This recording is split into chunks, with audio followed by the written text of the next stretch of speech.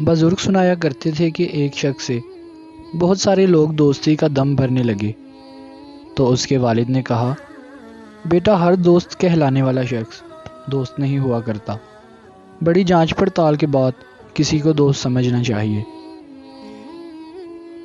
پھر باپ نے ایک دمبا ذبح کر کے بوری میں بند کیا جس سے خون ٹپک رہا تھا، اور بیٹے سے کہا، یہ اپنے دوستوں کے پاس لے جاؤ اور انہیں کہو، مجھ سے قتل ہو گیا ہے، میری مدد کرو، پھر دیکھو وہ کیا جواب دیتے ہیں۔ بیٹے نے بوری اٹھائی اور رات کو ایک دوست کا دروازہ جا کھٹکھٹایا۔ دوست نے پوچھا، خیریت ہے؟ کہنے لگا، یار، مجھ سے قتل ہو گیا ہے، نہ لاش ٹھکانے لگانے کی جگہ مل رہی ہے، نہ سر چھپانے کی، میری کچھ مدد کرو۔ دوست نے مدد کی بجائے ٹال دیا کہ تو جانے اور تیرا کام جانے، میں تیرے ساتھ کیوں پھنسوں۔ وہ دوسرے، تیسرے، چوتھے الغرض سب دوستوں کے پاس گیا، لیکن کسی نے بھی اسے اپنے گھر میں پناہ نہ دی۔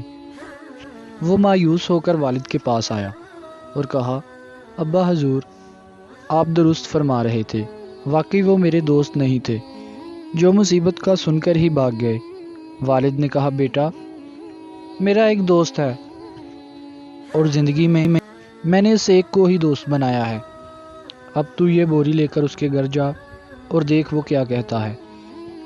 بیٹا اس کے گھر پہنچا اور اسے وہی کہانی سنائی جو اپنے دوستوں کو سنائی تھی۔ اس نے بوری لے کر مکان کے پچھواڑ گڑھا کھود کر دبا دی اور اوپر پھول لگا دیے تاکہ کسی کو شک نہ ہو۔ بیٹے نے باپ سے آ کر سب کچھ بیان کیا اور کہا، ابا جی، آپ کا دوست تو واقعی سچا دوست ہے۔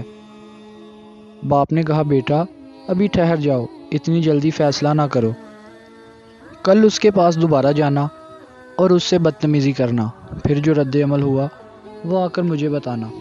بیٹے نے ایسا ہی کیا، گیا اور اس سے بدتمیزی اور لڑائی کی۔ اس نے جواب میں کہا، اپنے والد سے کہنا فکر نہ کرے، تمہارا دوست چمن کبھی نہیں اجاڑے گا، مطلب جو پودے لاش کے اوپر لگائے ہیں وہ سدا لگے رہیں گے، انہیں کبھی نہیں اکھاڑوں گا۔ یعنی تیرے بیٹے کی بدتمیزی کو دیکھ کر اس کا راز کبھی فاش نہیں کروں گا، کیونکہ میں تیرا دوست ہوں۔ دوست مشکل وقت میں کبھی ساتھ نہیں چھوڑتا، دوست کے دنیا و آخرت میں کام آتا ہے۔ رب تعالی ہمیں بھی مخلص دوست نصیب کرے، الہ آمین۔